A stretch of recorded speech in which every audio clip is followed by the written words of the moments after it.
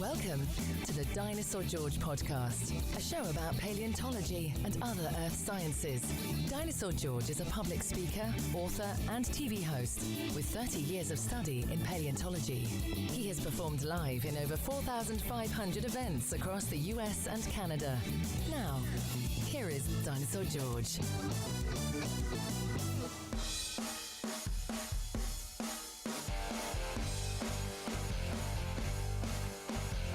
Well, hey there, everybody. This is Dinosaur George from the Dinosaur George Company. You are listening to podcast number 137. For those of you that may be new to the podcast, I studied paleontology since I was a kid, and I dedicated my life, I guess about 23 years ago, I quit my real career, which was an executive in a big retail chain. I quit that career and I dedicated the rest of my life since teaching kids about prehistoric life, dinosaurs. I mostly focus on elementary school age students. I created a traveling museum and I travel around, and I mostly try to focus on areas where the children may not have the same opportunities to, say, visit a museum or something like that. So that's kind of sort of what I do. Back in 2007, I co-created and wrote a television series called Jurassic Fight Club. Some people liked it, some people didn't. Totally appreciate both sides of the fence on that. I enjoyed doing it. It wasn't the show I wish I could have done, but you know, when you do a show for a network, 99.5% of the times you're doing what the network wants. You don't necessarily have the same amount of input and the same amount of options that you wish you did. So anyway, if you've seen the show, I hope you enjoyed it. If you didn't see it, maybe you will. I think it's on, I don't know if it's on Netflix, but I know you can see episodes on YouTube. So give it a view. If you like it, great. If you don't like it, hey, I totally appreciate everybody's point of view. All right, this episode is a follow-up to the previous one I did, where I had the opportunity to interview Dr. David Hone, who is an expert on pterosaurs and has a tremendous amount of information. Now, the one we did before, the previous show, he gave a lot of information about pterosaurs, things that I had never heard in my life. This follow-up, he gives us even more detail, but now we go much greater detail into the individual animal. You know, in the previous one, we talked about things like, you know, their distribution and their diet and the varieties and the sizes and all that. In this interview, Dr. Hone goes into detail about the specifics, like, for instance, their wing structures and their skeletal structure, and whether or not these animals walked, and if they walked, if they hopped, how they flew, what the hands were used for. It's very, very interesting. So for those of you that heard the previous one, if you didn't hear the previous podcast, I would recommend jumping over and listening to it first. But it doesn't matter. I mean, it's not a necessity. But either way, you want to hear both of these, because if you like pterosaurs, the information you'll get from this you don't really find in a lot of other sources. So anyway, we're going to jump right into his interview, and I hope you enjoyed it. And I hope you like this podcast. If you're new to us, welcome, and I hope you'll follow us, and I'm going to try to do my best to get as many of these podcasts up and running as I can. One last thing I want to say, for a lot of you, you can contact me through Skype.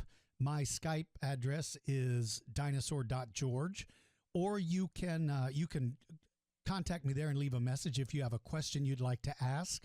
I'll be glad to do it, answer it that way. Or you can go to my website and click on the Ask Dinosaur George page, and there's a form that you can fill out, and you can submit that, and then I will read your questions and try to answer your questions on an upcoming podcast. So this podcast is dedicated solely to the information that Dr. Hone will share, but upcoming podcasts will include your questions and my answers. So hang tight, and let's jump right into that interview. All right, so in our last podcast, we literally ran out of time to cover more detailed information about pterosaurs. So we're back. Dr. Hone was nice enough to give us a little more of his time to go back. And so, Dr. Hone, you know, some of the things we didn't cover, probably the most obvious was the wing structure of these animals. So can you kind of give us some insight into that? Yeah, so there's a long-standing, I guess, cliche, and you see it. I saw it actually this morning, doing leathery-winged pterosaurs. That they're always leathery for some reason. I don't know quite where that came from. It certainly goes back, to the 1920s, 1930s, if not before. I'm pretty sure Conan Doyle, Lost World, talks about leathery wings. Pterosaurs didn't really have leathery wings. What they certainly did have was wings made of skin. So in one respect, at least, they're quite similar to bats. But then bats basically spread out a fan of 4 of the 5 fingers in the hand, and there is skin between those fingers and running from the last finger into the body. Pterosaurs have basically what we'd say a single spar. They actually look like a windsurfer sail on its side, each wing. So they basically have only one finger that's supporting the wing membrane, not the whole hand. So pterosaurs have 4 fingers in their hand. They've effectively lost the little finger, the pinky. And then 1, 2, and 3, so the thumb, the first finger, and the second finger, basically kind of curl and point forwards. And then the 4th finger, the ring finger, is massively, massively enlarged, both the bone in the hand, the metacarpal, and then the actual 4 bones of the finger are enormously elongate, and that's the one that holds the main wing membrane. And that comes from the tip of the wing. It curves in somewhat and finishes somewhere around the lower leg, below the knee, probably down actually touching the ankle. So they have a single spar, a set of bones, but a single beam basically holding that wing. And the wing membrane itself is actually really quite complex. We have some beautiful fossils, particularly from Germany, but a couple from China, showing that there are multiple layers. It's not just simple skin. There is what we'd call kind of true skin epidermis there. There's a muscle layer. There is a layer which contains blood vessels, and then very importantly, there's a layer which contains one or more sets of fibers called actinofibrils. We still don't know what actinofibrils are actually made of, but there's some kind of stiffening structure that would help the wing hold its tension. So it's really quite a complicated thing. It's not just some skin. This is quite a biological marvel in a lot of ways. Well, you mentioned about the comment about being leathery skin, which is exactly that's the terminology used.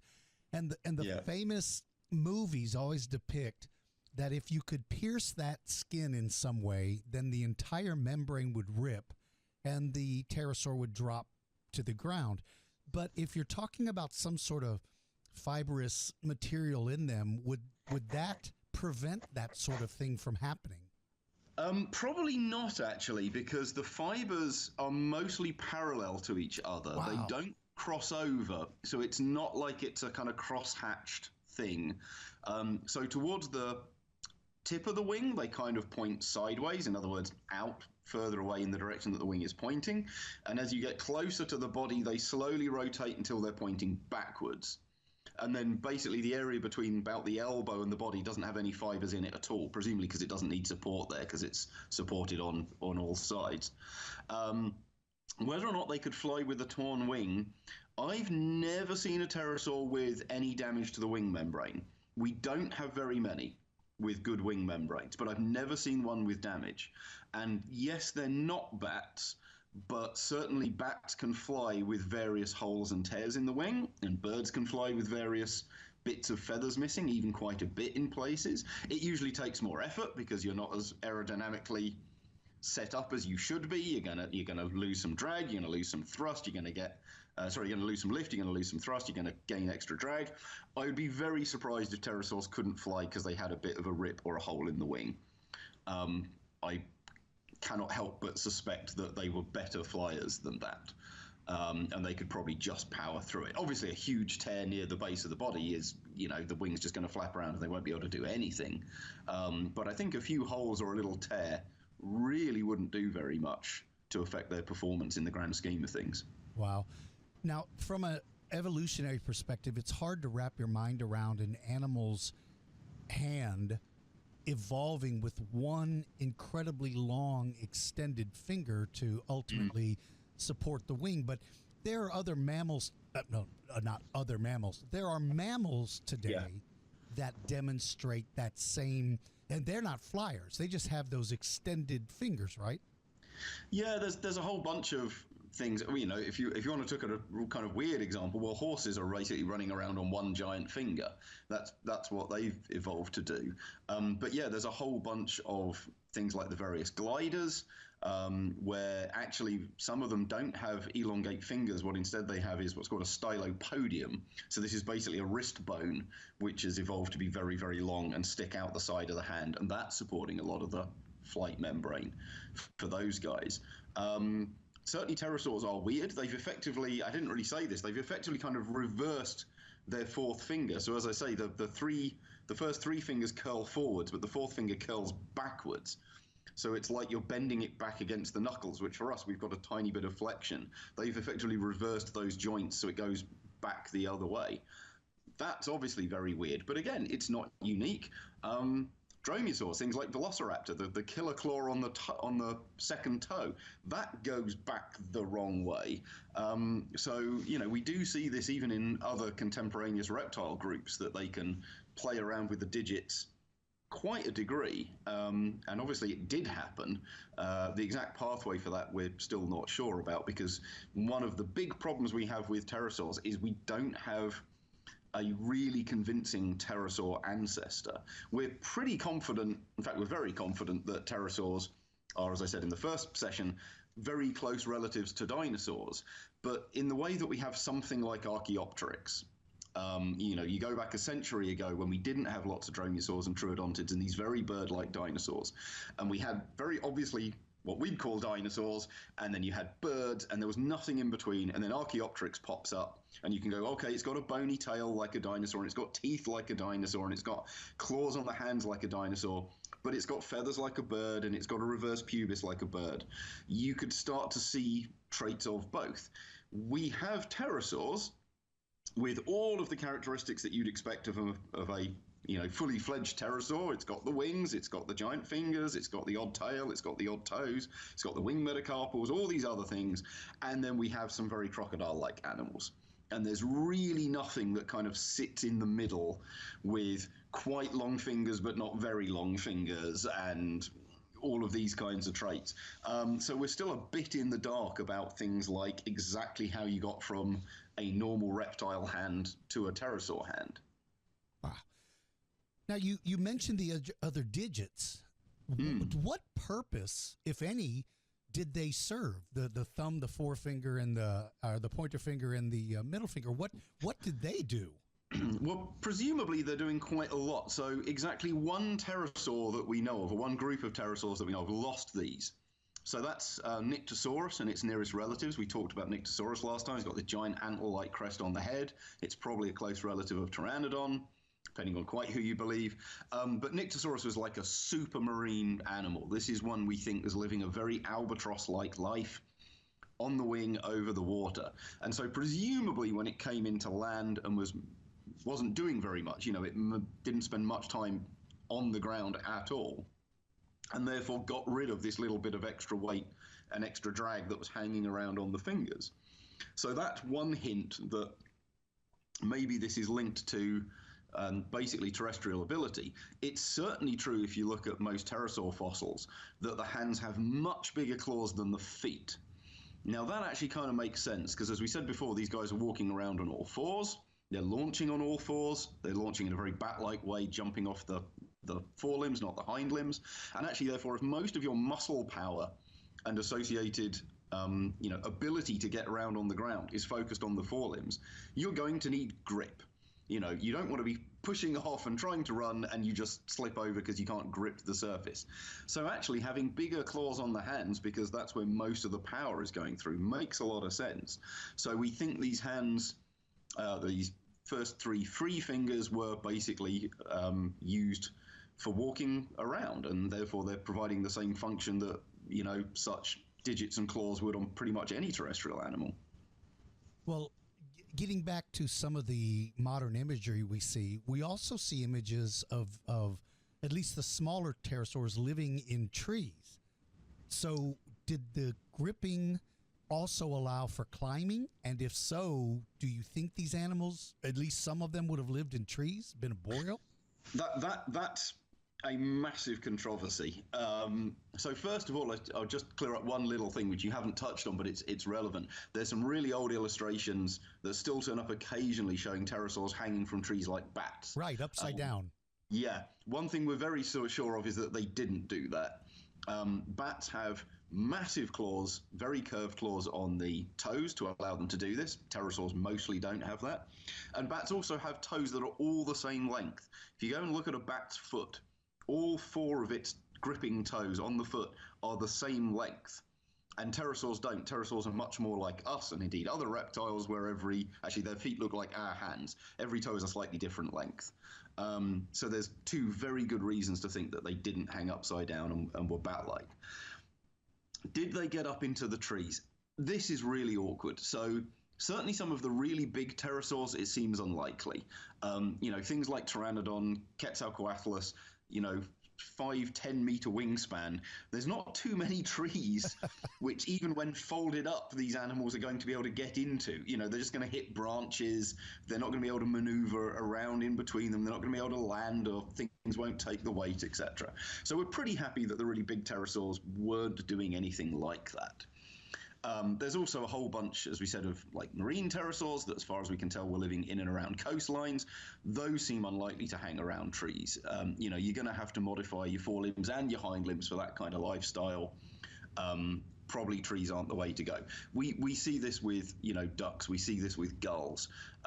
They can land in trees, but they're not very good at it. They don't really have the grip or the way to do it. And, of course, the webbing in the feet doesn't help. We know at least some pterosaurs have webbed feet because we found the webbing on the toes, on the fossil. So those guys probably didn't. So the main branch that we look at for potentially arboreal pterosaurs is some of the earliest non-pterodactyloids.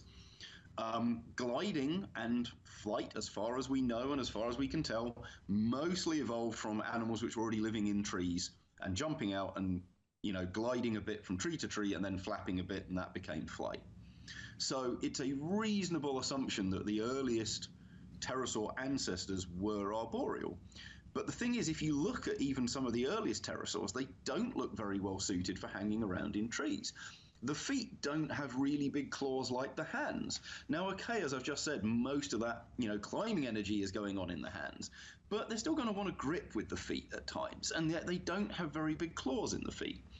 The feet aren't well suited for gripping things. They're very flat. A pterosaur foot looks an awful lot like a human foot. They have really big long bones that make up the flat of the foot, the metatarsals, and then they have relatively few short little bones that make up the actual toes. We are not great at climbing trees. We have a big flat surface. We can't wrap our toes around. We don't have, really good grip on most of the foot. That seems, pretty poor adaptation for being able to get in and around. And then, unlike birds, birds are mostly landing on branches rather than climbing around in trees. But birds can fold up really quite neatly. Pterosaurs can't fold their neck the way a bird can, so the head and neck stick out. Even in the small-headed, short-necked group, the head's going to stick right out. They can't fold the wings right up. Those wing fingers are still going to stick out quite a bit. And the membrane is solid, not like bird feathers, which can, move and get around things. So it does seem in what you call a cluttered environment where there's lots of twigs and lots of leaves and berries and flowers and things like this. Pterosaurs, if they were in the trees, probably couldn't get around very well. I imagine certainly the early pterosaurs were fine on things like tree trunks and on big branches, but I suspect they didn't do very well getting into really kind of quite tight spaces, the way that you see things like wrens do. And actually even relatively big birds like crows, are quite happy to fly right into a whole, big bush of leaves and just kind of make their way through the gaps. I don't think pterosaurs could probably do that very well. And even if they did, they don't then look particularly well suited to climbing. But the flip side of that is, as far as we can tell, the earliest pterosaurs were living in trees. That's how they evolved to fly. So surely they were climbing in trees. But it's then bizarre that they don't seem to show the adaptations we'd expect. So it's all a bit of a mess. I know pterosaur researchers who think that these things were absolutely 100% arboreal. I know people who think they absolutely couldn't have been at all. Guess I'm sitting somewhere on the fence, but I'm torn between two apparently mutually exclusive conclusions, both based on decent evidence. Well, yesterday we talked about, or in the previous podcast, we talked about some of pterosaurs being globally just every kind of imaginable environment. But let's focus on those that either did live part of their life on the shore of either an ocean or lake. At some point in time, if you're feeding from the water, you're going to go in, whether by accident. So did pterosaurs, based on that fibrous, furrish covering that we discussed, were they capable of floating like a seabird? Or if they went in the drink, how did they get out? Yeah, so this is entwining several different problems simultaneously, one of which I've published on myself with a friend of mine, Don Henderson, at the Tyrrell Museum. So let's start by trying to. There's, as I say, there's multiple different things here. It's rather awkward. Pterosaurs could probably swim. Almost all animals can swim, or at least almost all vertebrates, tetrapods, can swim. They were very light. Remember, they weren't very dense. They had very hollow bones and big air sacs through the body, even the earliest pterosaurs, which meant they would almost certainly float on the surface. So that's a really good start for swimming, is just not drowning. Being considerably less dense than water means you'll stand around on the surface. That's a good start. If you can be on the surface and you can move your legs and arms even a little bit, you'll move forward, or at least in a direction. So swimming, totally reasonable. We definitely have some various footprints of pterosaurs suggesting that they were hanging around in shallowish water and were either kind of wading chest deep or even were kind of pseudo floating and maybe punting along with their toes just kind of in the water. We kind of do this in very shallow water. If you lie down, and you can be a bit hippo-like, where you sort of float and sort of sink and get your feet on the ground. So we think pterosaurs could swim. We think they could float. But the thing is, they certainly wouldn't float like a bird. As I was just saying with the arboreal stuff, birds really tuck their head and neck back. If you look at any bird skeleton, even those with apparently no neck whatsoever, little fluffy balls like finches, if you look at a skeleton, there's quite a lot of neck there. And you look at, things particularly like swans, they have an enormously long neck, or storks. But they can fold it back. There's a lot of motility in the joints, and there's a lot of vertebrae there, so they can get the head right back into that classic kind of swan S shape. Pterosaurs couldn't do that. First of all, they never elongated, or they never increased the number of vertebrae in the neck. So even things like Quetzalcoatlus, with a 3-meter long neck, has like 7-8 vertebrae there. And the big one's like 1 meter long. So they don't have lots of little joints, and the joints themselves weren't very flexible. So they were in no way able to get that head and neck right back. They were also a bit head heavy compared to birds. So that means if you actually dunked a pterosaur in water, it would probably struggle to get its head well clear of the water's surface. It would float fine, but its head would be on the water. This is the stuff I did with Don Henderson. Don's done some brilliant work with basically digital models, which he verifies by making digital models of living animals and seeing how they float. And then we make digital models of pterosaurs, and he's done sauropods and tyrannosaurs and other things, and most recently Spinosaurus. And we were able to show that, pterosaurs do kind of what you'd expect, the head stuck on the water. Now, that's a very bad idea long term.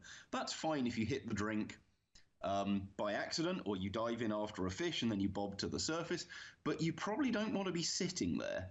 When a big storm comes in for gulls and petrels and things like this, they land on the surface of the water and basically hunker up. But their head's well clear of the water. A pterosaur wouldn't be. It would be on the surface. The nostril would be on the surface. That means you're probably at much greater risk of drowning. So that's probably a very bad idea. So what they'd want to do is take off. And so this is getting into the second part of your kind of question, is could they take off from the surface of the water? And it looks like they can. Again, Mike Habib, who I mentioned before, down in Los Angeles, he's done a lot of work on this and the biomechanics of launch. And it really looks like they could even the biggest pterosaurs could get off the water. It might take them a few goes, in the same way that swans basically flap and run along the surface of the water to get the takeoff. Pterosaurs would be doing something similar, but with the wings. So in other words, they kind of hammer the wings into the water. That would, propel them off the water a bit. And they do that 2 or 3 times, and that would eventually get the wings clear enough that they could take a full flap. You can see some birds do this. So ospreys, for example, fish an awful lot, regularly end up in the water, and their escape mechanism is 3 or 4 giant beats of the wings against the water surface to get out. And we actually see in some of the more aquatically inclined pterosaurs, so things like ornithochirids, things like pteranodon, we actually see some adaptations towards this. The shape of the humerus, so the upper arm bone, has a whole bunch of muscle attachments which will make it extremely powerful for that very first launch stroke. And that, of course, is going to be a huge difference when you're stuck on water versus on land where you're pushing off from a solid surface. So all of this ties together and gives us the impression that, pterosaurs hit the water probably regularly. They may have done it deliberately. They may have dived for fish or, bobbed on the surface briefly and stuck their head down to grab something just under the surface. They probably wouldn't want to hang around there long unless the water was very calm, but they could swim a bit and they could take off. Just, it completely changes everything I ever thought about the entire family. It just changes everything. Well, before you'd mentioned footprints, and I want to move down to the feet, which I find fascinating, but there's one more question I've got about the wing structure. Today, we have 2 basic military aircraft, the big, slow-moving, go-straight bombers and the jet fighters that can zip and zoom and turn with dramatic turns. Do you see any differences among the species that would indicate whether there were the fighters or were they all bombers? Were they all slow moving, I can go straight kind of animals? Yeah, so there's definitely a mix, but in some respects they're less diverse than, say, birds. They're probably comparable to bats for the same kind of reasons, in that, again, they've got this membranous wing. There's only so many ways you can kind of build that. So there's a classic split in flight between very long, thin, pointy wings that you see in things like albatross and swifts, and then very broad, squarish wings that you see in things like vultures and buzzards. And then obviously a whole bunch of stuff in between. But that is your rough split between very dynamic turning and good at soaring and traveling long distances cheaply. Pterosaurs, there was a mix of the two, but they still always got this single spar, which is always going to give them something of a pointy wing. Now, given that the wing attaches to the legs, one thing you can do is change the legs. If you make the legs very long, you're inevitably going to make the wing deeper. What we say is have a broad chord, so front to back, it would be more vulture-like. And so things like Quetzalcoatlus, these big inland soaring animals, have very long legs. Now that's going to help them on the ground too. It means it's going to stand upright and be very tall and very big and walk around quickly, but it will also change the wing shape. A lot of the marine pterosaurs, things like Pteranodon, very short legs. That's going to give them a narrow chord. That's going to give them a pointier wing. So there are definitely differences between the two. It's uncertain quite how extreme these things may be, though, because unlike, say, a bat, where you can look at every single finger and therefore have a very good idea of the shape of the wing membrane, that's not the case for pterosaurs, unfortunately. So, if you have a very short leg and a very long wing, you kind of have to have a very thin, pointy wing as a pterosaur. But actually, even if you have a relatively, let's say, medium-length wing and a very long hind leg, that doesn't necessarily mean you've got a super broad wing, because you're going to have something of a sweep. You're going to have a bit of an arc from the wingtip and the edge of the posterior, the rear edge of that wing, and where it hits the leg. And that could come in at almost a straight line and therefore make a super broad wing. But maybe it's more of a curve and it kind of tracks along the back side of the wing and then swoops down to the leg. And you still have a very thin wing, or a relatively thin wing, even with very long legs.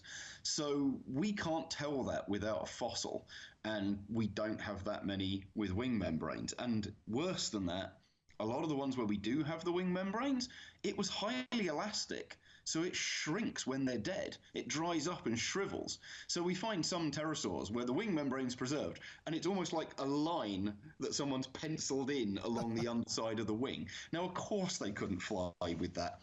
And every so often you get one where that didn't happen, and you can see actually just how big and how broad they were. But again, it does mean that it's tricky to say. We definitely have different flying. The word we use is planform, basically meaning shape. So we do have different wing planforms. So we do have, more maneuverable, faster flying ones. We do have slower moving, better soaring ones, long distance movers. There's a lot in between. Picking out some of the details is much harder for pterosaurs than bats, unfortunately. Well, you mentioned the wing extending and connecting down by the feet, but again, I'm limited to the imagery that we see, and we usually see that the wing membrane seems to attach under the armpit, for lack of a better terminology. But you think that the wing may have been broader and connect down to the foot or to the ankle? Yeah, this is some work I did with a student of mine, Ross Elgin, a few years ago, actually quite a few years ago now, and his other PhD supervisor, who's Dino Frey down in Karlsruhe in Germany. Dino's done a lot of stuff on pterosaurs. And we basically scanned the literature for every single pterosaur that had a decent wing membrane, because again, a lot of them are broken, or there's literally just some color on the slab where something clearly used to be but isn't anymore. And what we found was that on every one where you could see the whole wing, it finished at least about at the knee, and often finished lower at the ankle. And again, bearing in mind that this thing will shrink, and as I mentioned earlier, we don't have supporting fibers very close to the body, so that bit's going to be particularly elastic and vulnerable to shrinking. It looks like every pterosaur that we've ever found, and this includes some very early forms and some very late forms, so the implication is therefore it's probably true of all pterosaurs, the wing membrane finished at least at the knee. And we concluded that it was probably actually really at the ankle, because we have a number which are definitively finishing down at the ankle. And this actually, to be honest, makes a lot of sense. That's where it finishes in bats. It's where it finishes in an awful lot of gliding mammals. And to be honest, if you're building a wing that you need to fly, you want the maximum area to catch the maximum amount of air when you flap, and give you the maximum amount of thrust and give you the maximum amount of lift, because that's what's going to get you around. And so the broader and deeper you can make that, the better. And you probably also want to be able to manipulate that membrane. You want to be able to change the tense on it.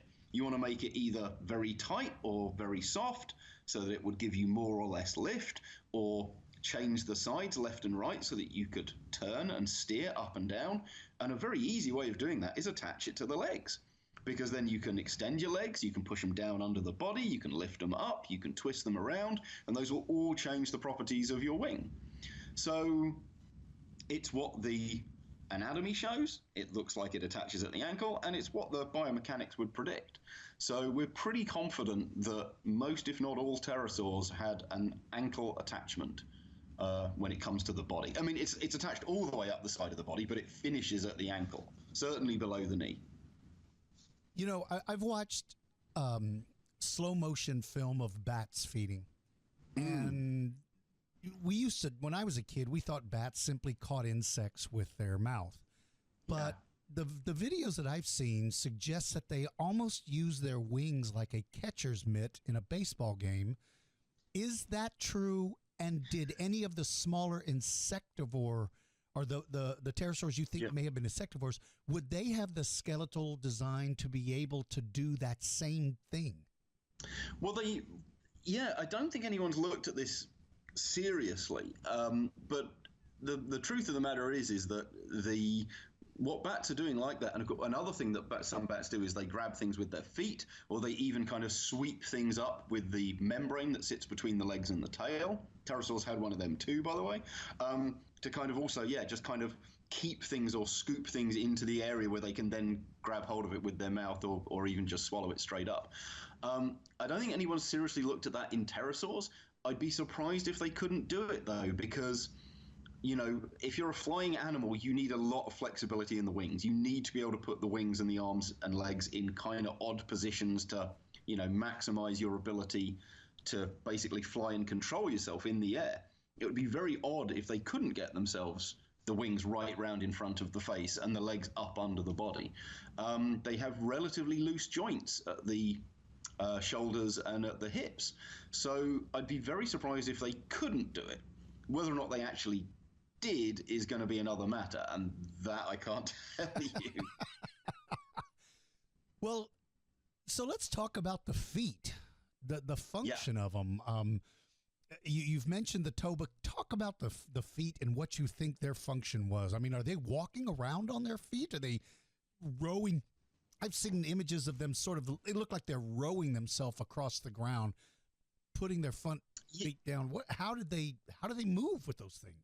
Yeah, so they moved a lot like almost any normal quadruped. They have relatively tall shoulders and relatively short hind limbs, so they'd have a big sloping back. They'd look, to be quite honest, an awful lot like a giraffe. You know, with the relatively tall front legs and the relatively short back legs. Giraffes are a bit of an illusion, actually, because giraffes do have a big sloping back, but their legs are actually very similar lengths to each other. It's because the way the body's put together, and pterosaurs are not put together the same way as a giraffe. But if you watch the average giraffe move around, this is probably similar to a lot of pterosaurs. It would be very similar to the really big pterosaurs like Quetzalcoatlus, Aramborgiania, which had these super long front legs and super long back legs, but still had a relatively short body. Some of the much smaller and earlier pterosaurs would have been similar. They would still have that big sloping back, but the legs would have been much shorter. And now, some of the earliest pterosaurs, there are certainly questions as to whether they were more sprawling and walked rather like modern crocodiles do. I used to be pretty happy with that idea, and then my friend Mark Whitten went and wrote a paper arguing that they probably didn't, and I found his arguments pretty convincing. So I'm now increasingly with him that actually even the smallest ones were probably much more upright, more dinosaur-like. This is, again, not a big surprise in some ways. They are archosaurs. They are very close relatives of dinosaurs. It wouldn't be a shock. And indeed, crocodiles and the ancestral crocodiles were very upright walkers. Modern crocodiles are unusual in that they kind of sprawl and stick the legs out sideways a bit. So, yeah, look, a pterosaur on the ground would have been mostly, some more so than others, obviously, but mostly pretty capable. Not like most bats, which aren't very good on the ground, but much more like things like vampires, which we mentioned before. There's a little genus of bats from New Zealand called Mysticina. They're also extremely good on the ground. These bats run and jump and gallop, and, you know, if you didn't know you were looking at bats, you'd mistake them for rats and mice with their ability and agility. That's what most pterosaurs would be like. Perfectly capable, perfectly competent, not flapping around on the ground like a beached sea lion. But yeah, a normal animal. Wow. You had mentioned tracks. There's pterosaur track sites that have been found? Yeah, there's a few, not very many. We have some huge ones from Korea, from Quetzalcoatlus-sized animals, absolutely enormous feet. The vast majority we have come from a couple of localities in the south of France, a place called Craysac, I never know how you pronounce it, where there's a beach, which was basically, as far as we can tell, a pterosaur feeding ground. And you can imagine it like a modern beach where, you know, 1,000 small birds, you know, curlews or oyster catchers or godwits or something like this came round and were just paddling about and poking for food. And in fact, we get poke marks. You can see where there are little kind of fairly square-shaped or roundish squares-shaped holes in the ground sitting between the handprints. This is presumably where they were poking their beaks into the mud or sand and looking for all the things that these birds do, worms, very small shelled animals, shrimps, baby crabs, stuff like this. And that gives us a very good idea of how pterosaurs were walking. And what they actually did is they turned the hands out sideways. So the legs would walk exactly as you or I would walk. If we went down onto all fours, your knees would point forward, your feet would point forward. But what they did is they rotated the hands. So if you put your hands out in front of you as if you're going to walk on all fours normally, and just turned your hands 90 degrees until your index fingers basically point sideways, your pointer fingers point out left and right, that's roughly the position pterosaurs held their hands in. So your elbows still point backwards towards your knees, but your hands are rotated and point out sideways. And we can see this from the footprints because they have one finger that points sideways, one finger that points half back, and one finger that points directly back on each side. But then their feet point forwards. We humans actually can get quite close to that position, and that's how they were walking around. Presumably, going back to what we were talking about earlier, that's also how they climbed. If you watch cats or squirrels climb trees, they do something pretty similar. They kind of like give the tree a bear hug with their front legs, but then walk up the tree with their back legs. And so pterosaurs may have been climbing around on tree trunks in particular like that. You know, as you are describing the position of the hand, I'm sitting here rotating my hands, trying to mimic your description. And I've got to wonder how many other people that will listen to this podcast will be either in their cars or at home and will be doing the exact same thing at the exact same time. Well, hopefully not driving. That might be a problem. You may be known as the man that caused 7,000 accidents. Oh, God, I hope not. Because everybody's rotating their hand. Maybe we'll create a new dance called the Pterosaur, and you flip your hands out to the side. So on the feet, and again, I understand because of the previous podcast how rare these animals really are. Do you show any differences in the feet design between those that you think would have been a shore type animal? So in other words, I guess what I'm getting at the long way, do any of them appear to have webbed feet, which would benefit you if you were living in an aquatic environment? Yeah, so most of them don't show a huge amount of difference from foot to foot to foot. They're actually really quite similar to each other. At least some definitely have webbed feet because we've found the fossils with the webbing on it.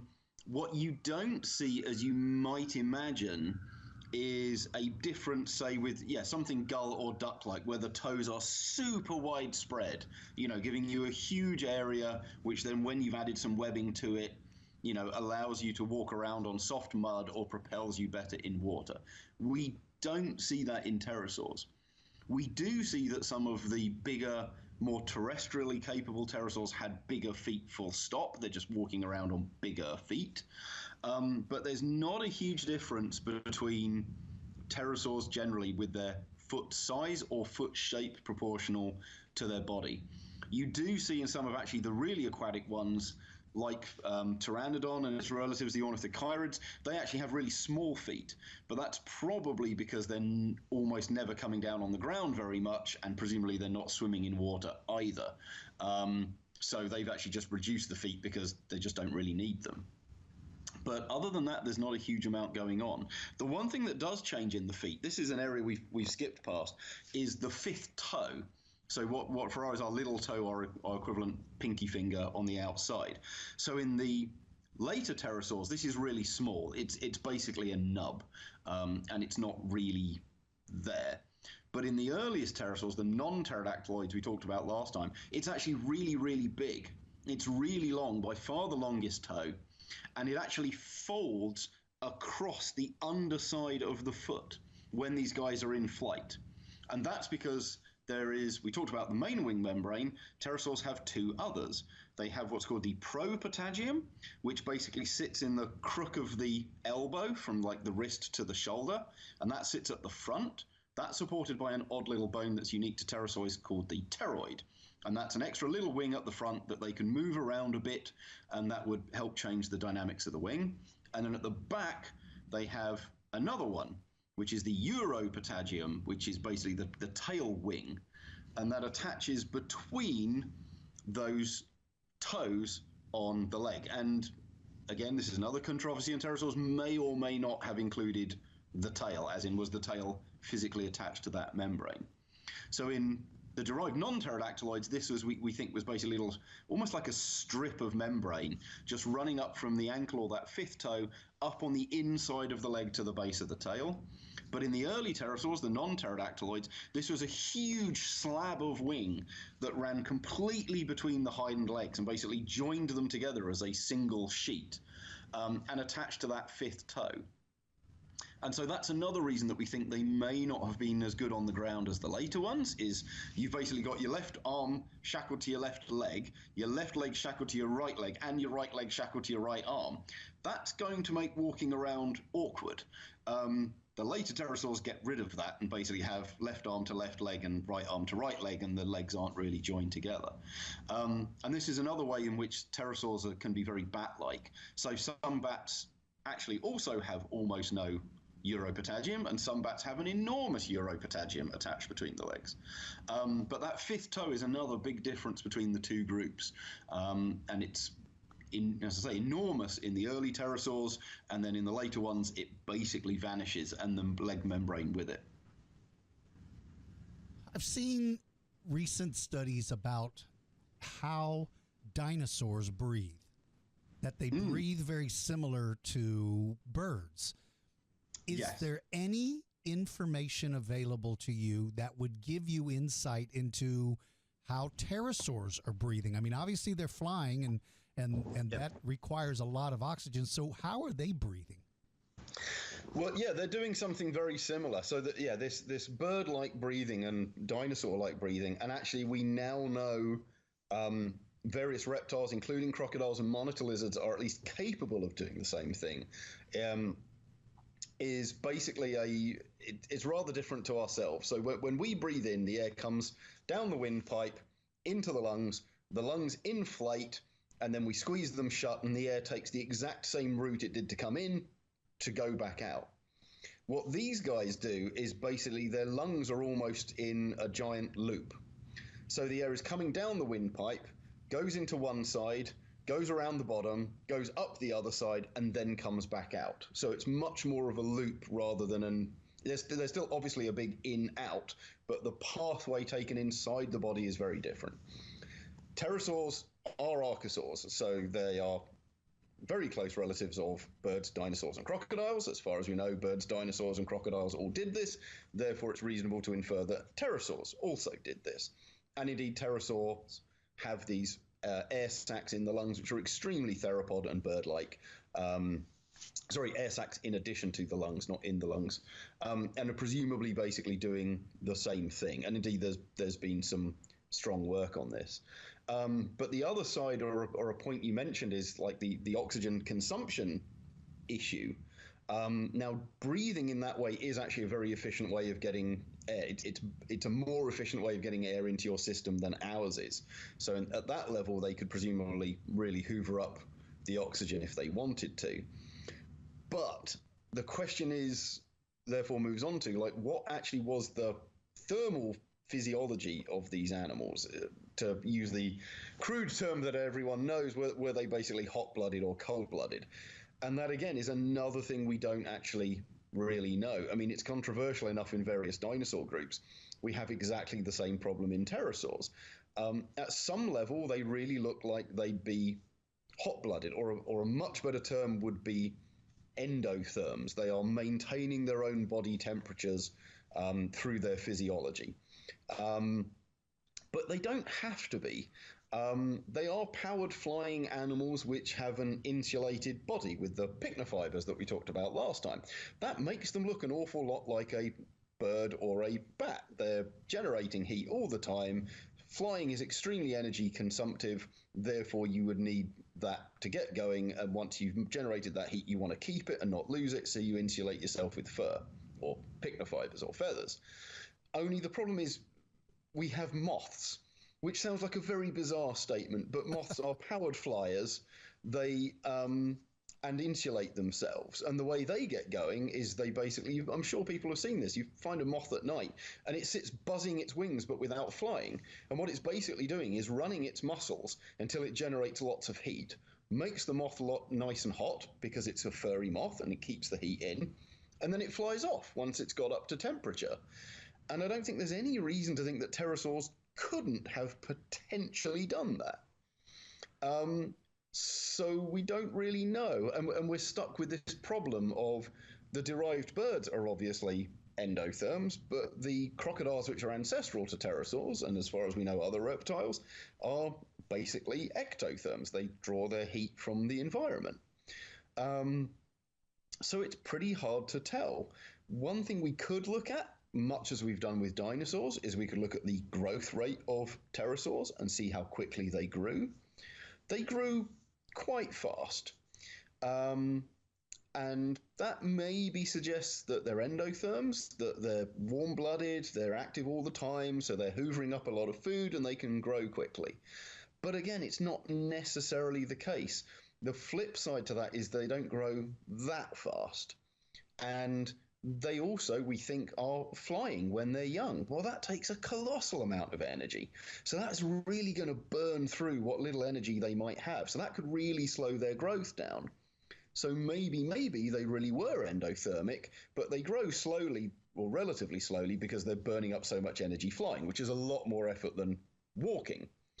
On the other hand, we also know that crocodiles and birds, and indeed many dinosaurs, the parents were looking after the offspring.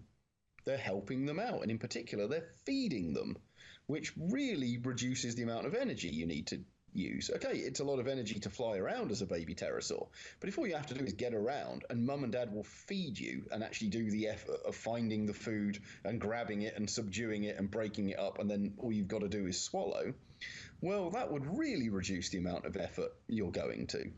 So we have this, as usual, multiple slightly conflicting lines of evidence where they're early branches of archosaurs, which may have been cold-blooded as ancestors. That may make them cold-blooded, but then they are powered flyers, but then they don't grow that quickly. But then is that because they're flying? But then maybe mum and dad feeding them would offset that. And we're left in back where we started with, we don't know. We've learnt an awful lot, but we still don't actually know. Well, and again, I hearken back to your comment about the rarity in the fossil record of pterosaurs because the bones are so thin. There were places on Earth that appeared to have seasons, or at least a more dramatic change. Do we show any evidence of a polar pterosaur? You know, we talk about polar dinosaurs. Is there any evidence that they would have lived in a cold environment, or is it that they've just never been found, or maybe they would fly south for the winter, so to speak? Yeah, we don't know that much. So certainly there's an awful lot of pterosaurs have come out of Liaoning, so the northeast and part of China, which is home to so many of the feathered dinosaurs and early birds, and indeed important early mammals and early amphibians and a whole bunch of other things. So the Liaoning beds are full of pterosaurs. Well, full. There's an awful lot there. And that environment is generally regarded as being pretty cold in winter. It's notable that it doesn't have any crocodiles in it, or any crocodilians. And these animals generally don't hang around wherever it's cold. There has actually recently been some fascinating stuff showing some Mississippi alligators doing okay even in frozen ponds, which we didn't think they were actually capable of. But it is still generally true that these animals don't get into environments where it gets cold in winter. They just don't hack it. And that appears to have been generally true through their history. You never find crocodiles in environments that got very cold in winter. And this is an environment which is completely free of crocodiles. So it certainly looks like that was there's other evidence too, but it looks like the main beds of Liaoning, which actually cover quite a few different time periods, so I'm lumping a whole bunch of different things together here. But in general, that entire region appears to have been pretty cold in winter, and it was had loads and loads of pterosaurs from various different lineages in it. Now, of course, you're right, they're flying. Whether those are year-round residents or whether or not they are leaving when it gets too cold in winter, it's going to be hard to say. But actually, regardless of whether they're hot or cold-blooded, in, again, inverted commas, it's a horrible phrase, but it's useful enough at this point. I don't see there's any particular reason that they couldn't be year-round residents. Lots of lizards and amphibians and other, animals which become very sluggish or completely inactive in cold quite happily hang around in very cold environments in winter. And while it's obviously generally easier if you're an endotherm, if you're a hot-blooded animal, it looks like they should be capable of doing it. I don't think we're ever going to get that kind of evidence that you'd like to oh, well, this one looks like it froze to death, because how would you know? Right. And even if you did, maybe that then argues against it, is, well, they don't hang around because this one froze. But yeah, I think in general, pterosaurs, or at least some pterosaurs, are going to have been fine in very cold conditions. Now, you mentioned all the technology you're using to have a better understanding of these animals, wind tunnels, that kind of thing. We being the general public, see a lot of details coming out through the use of CT scanning, giving insight into the shape of the brain and therefore giving scientists sort of an idea of an animal's sense of smell or ability to see. So is that kind of work being done with CT scanning? And if so, what information have you gotten from it? It has, but not very much.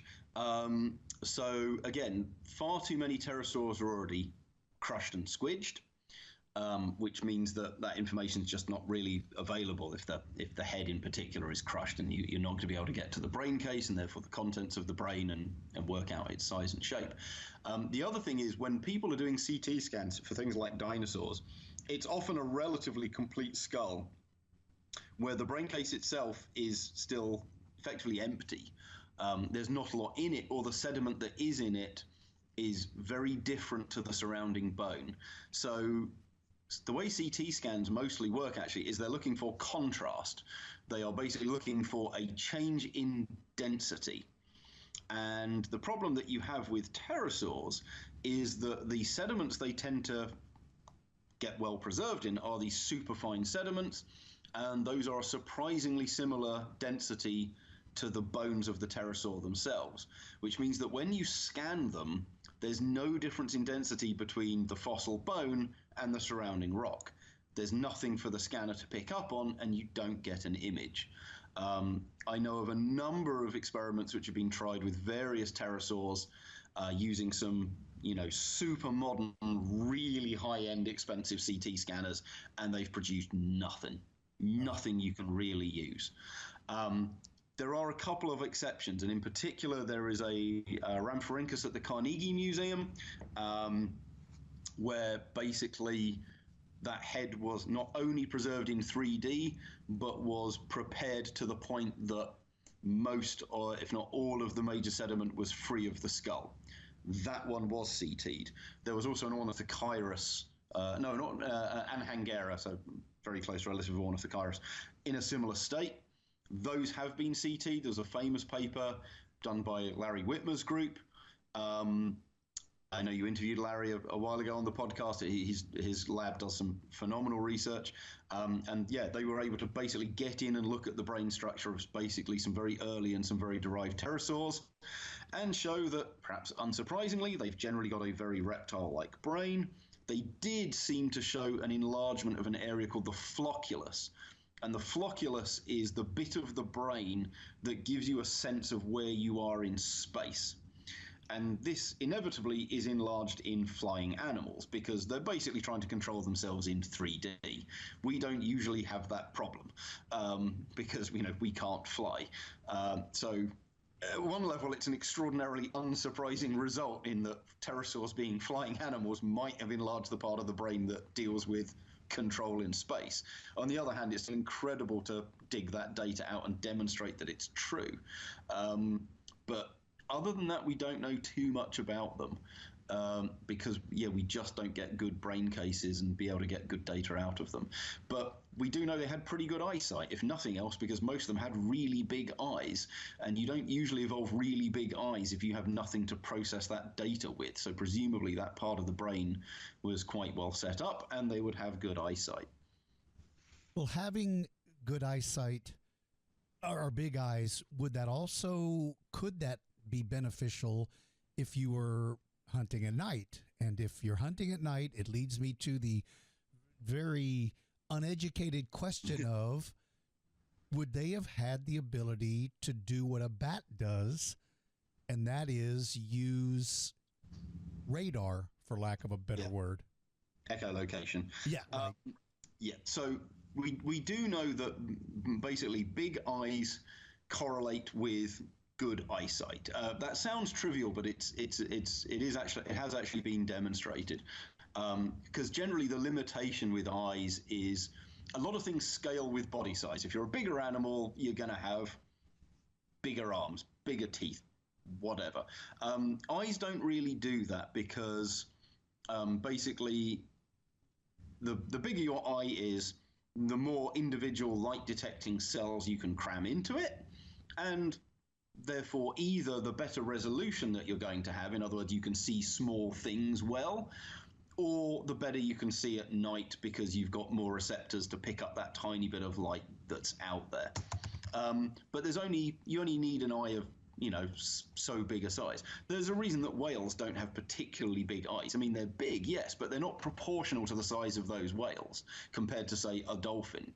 Elephants have big eyes, yeah, but elephants huge. Their eyes are about the same size as many other comparably sized large animals. It's about the same size as a giraffe or a rhino or a hippo or anything like this. Getting a big eyeball is important. Again, look at the dinosaurs. Tyrannosaurus Rex is enormous. It had a really big eye, but it's not, the size of a dinner plate. It's not that big. But the flip side of that is, of course, it's then hard to say is, well, this animal's got huge eyes. Does that mean it's good at seeing very small things or things a very long way away? Or does it mean that it's good to see at night? Very hard to say. You need some real data on the actual function of the eye underlining it, or something like the brain, because obviously processing a really detailed image with lots and lots of data does require a big bit of the brain devoted to it. Processing a simple black and white image at night, which is still a bit fuzzy, doesn't. So maybe if you had a giant eye and not an enlarged part of the brain to process that data, you might say nocturnal, but it's going to be tricky. So we know pterosaurs on average had big eyes, and some of them had pretty big eyes even for their size, presumably had better vision. As for radar, echolocation, making sounds, listening to the echoes and then doing something with it, who knows? There's nothing obvious about the brain structure. There's certainly nothing about the skull structure would indicate anything bat-like or anything dolphin-like.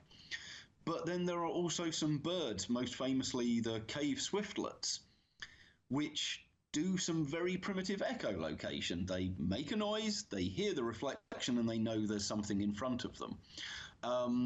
And they look like any other bird or any other swift. They don't have particularly well adapted ears. They don't have anything changed, obviously, in the bones, which would indicate that they're doing something like that. So I don't think it's impossible that some pterosaurs were using a primitive form of echolocation, but there's no real reason to think they were either, particularly when most of them, as far as we can tell, were probably flying around in the day.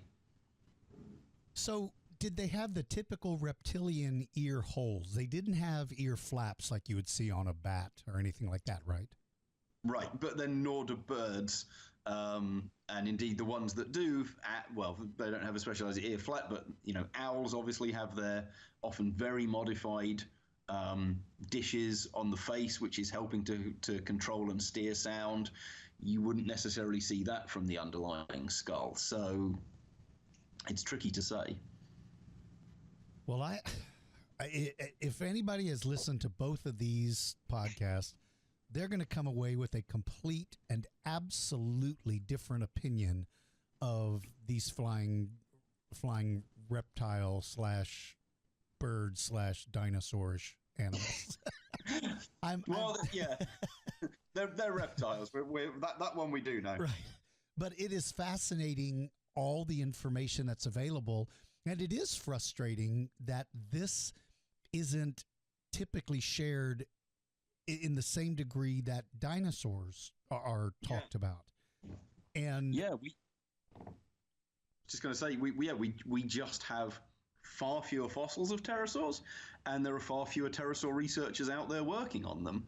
So it's inevitable that this area is, in that response, fairly diminished. And new ideas and new technology come forward, and that can be applied in theory to almost any group. But when you have probably 10, maybe even 20 times as many dinosaur researchers as you have pterosaur researchers, it's inevitable that that side of the field is going to come forward faster and quicker and better. But man, there's nothing more exciting to me knowing the things I do now. And I hope everybody that listens goes out and does their own more detailed research about these animals, because that's such a totally different view of them now. Just so amazing. What made you gravitate towards studying these? You talk about there's so much fewer people researching pterosaurs. What led you to kind of gravitate towards studying them? Well, to be honest, as with, I think, unrecognized, the vast majority of decisions like this in academia, it wasn't really my choice. I'd applied to do a PhD in Bristol with Professor Mike Benton, and he said, "Do you fancy having a go at pterosaur origins?" And I thought, that sounds interesting. And so there we are. That's a good part of it. And then, so I was playing around with pterosaur origins, which we've talked about a bit, and their ancestry and what that means to their evolution. And that was a main part of my PhD thesis. I did some other stuff as well on body size. I was looking at some rhynchosaurs, so some much earlier reptiles, and some other things. And then I got a job in Germany, ostensibly looking at sauropods. But the project kind of fell apart through no fault of my own. There was basically a budget problem, and the money I thought I had available to travel and see all these specimens didn't appear.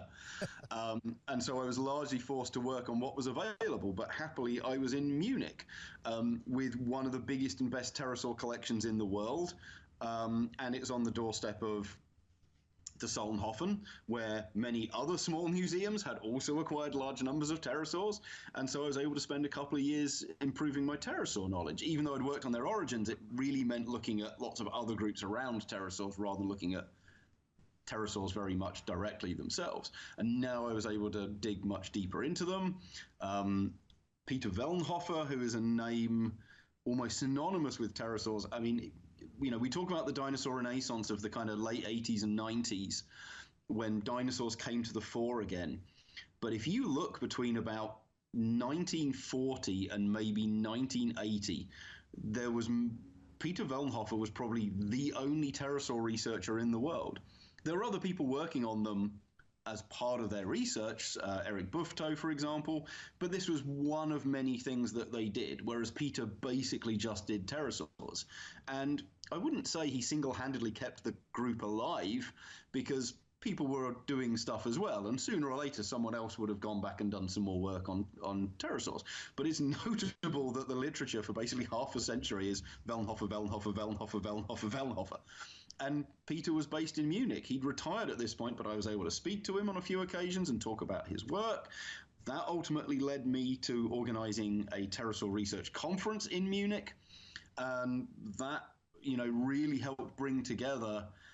By then, there were far more people. You had Dave Unwin and Dave Martill in the UK. You had Alex Kellner from Brazil, but was working in North America. Chris Bennett in North America. A number of Chinese workers were coming on. Lu Junchang, Wang Xiaolin, and others. Eric Buffetot was still around. Fabio Dalla Vecchia. There were young researchers like myself, Mark Whitten, Darren Naish coming through. And we all got together. And that also helped kind of push things forwards again. And then that led to another conference in China. And by that time, I was working in China, so I helped organize that one too. And pterosaurs have, continued to grow and be part of my research ever since.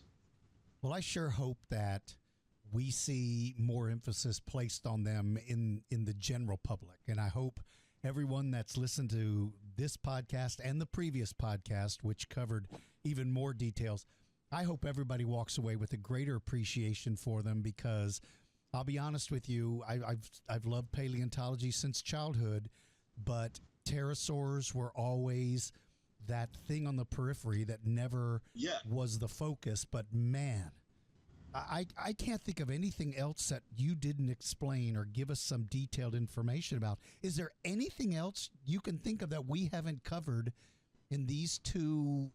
I mean, we've covered flight, wing structure, varieties, sizes, locations, diet. Is there anything I left off? Not really. I think the last thing we could probably touch on briefly is just a bit about, the fact that they were potentially very important in a lot of ecosystems. So, we talked a bit about diet and what they ate. And, we know this, partly functionally from what the skull and the teeth look like, and then partly from things like gut contents. We've got them with fish inside them and things like this. But other things were eating pterosaurs too. Just last week or 2 weeks ago, I published a paper with a pteranodon in Los Angeles, which has a shark tooth in it. There are other pteranodon bones with shark bite marks on them.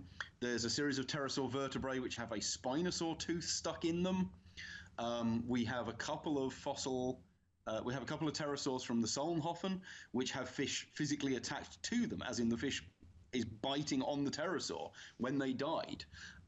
So we know, perhaps unsurprisingly, that pterosaurs are eating lots of things in an ecosystem. Lots of things were eating pterosaurs.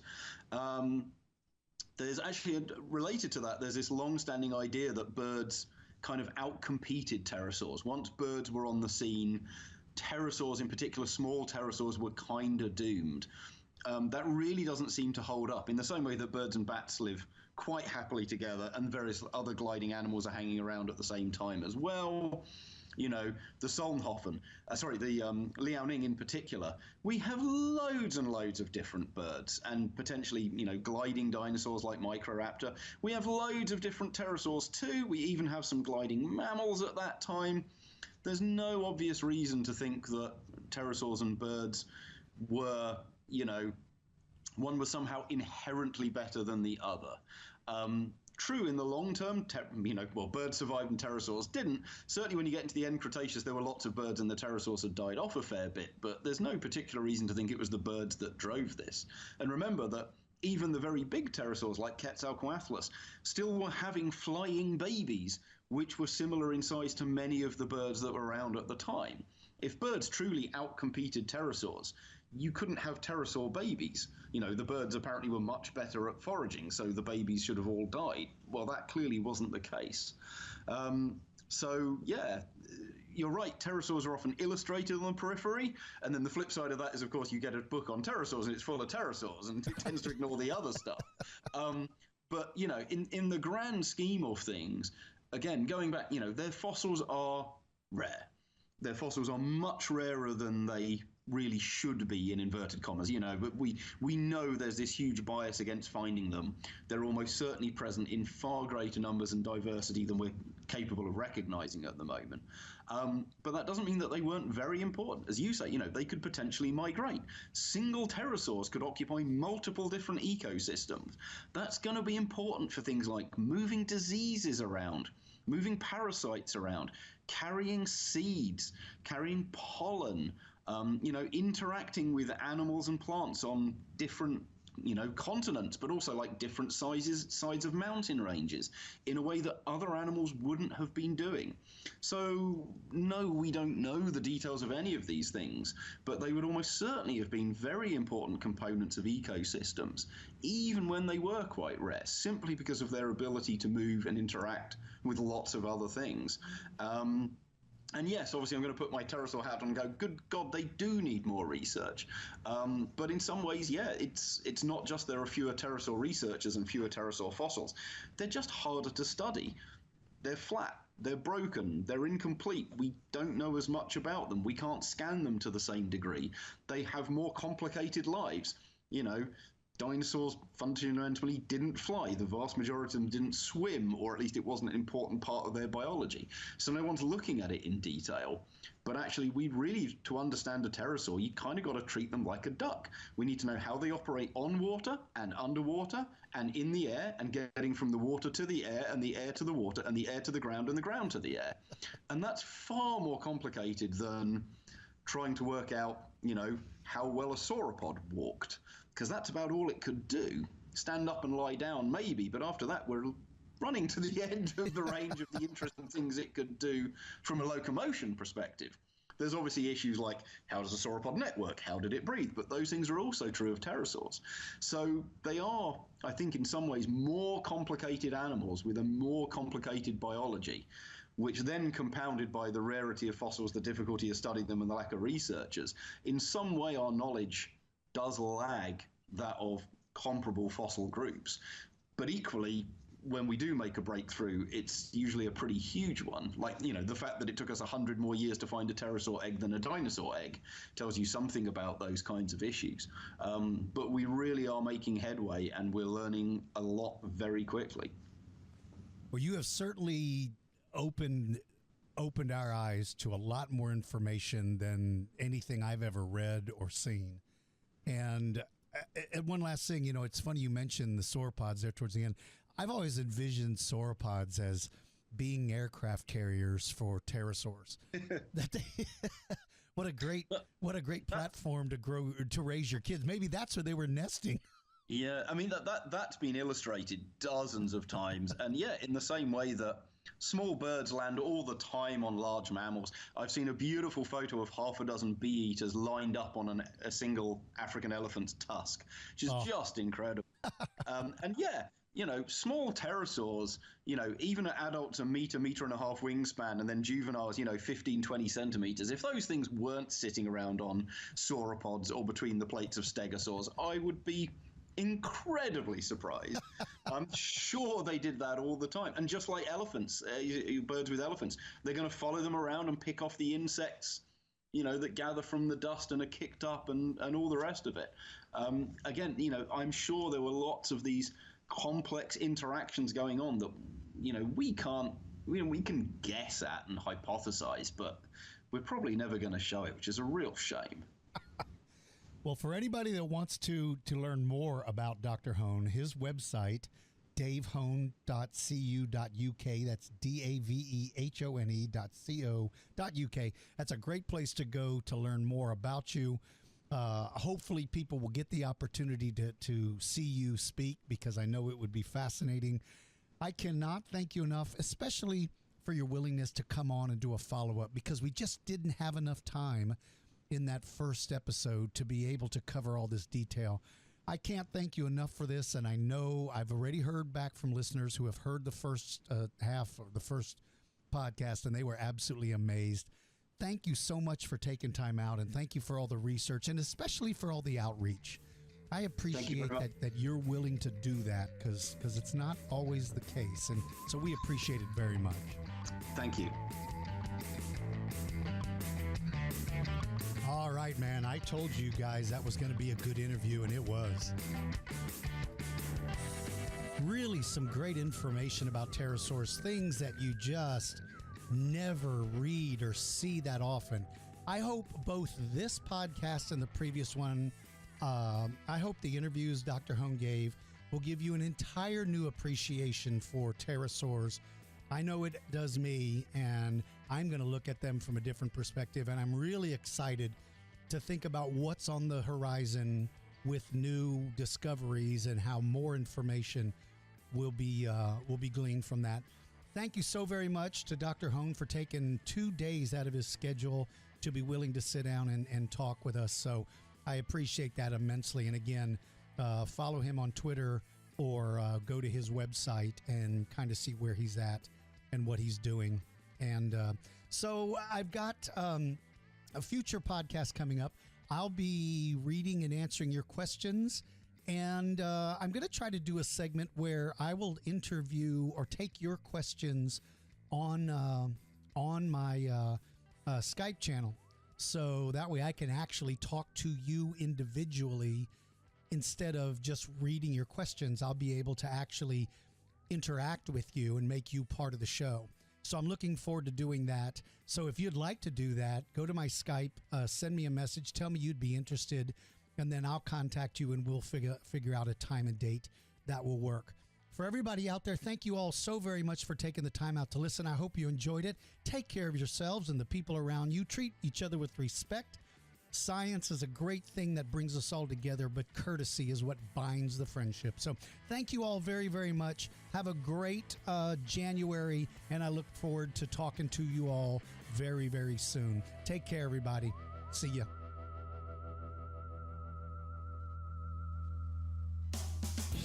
Thank you for listening to the Dinosaur George Show. Please follow us on our social media links and join our mailing list. If you're interested in having Dinosaur George speak at your event, please visit